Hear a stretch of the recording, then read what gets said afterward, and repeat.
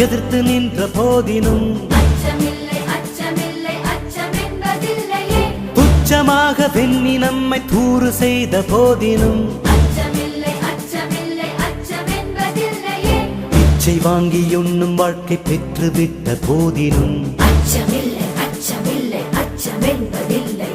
இச்சை கொண்ட பொருள் எல்லாம் இழந்து விட்ட போதினும் அச்சமில்லை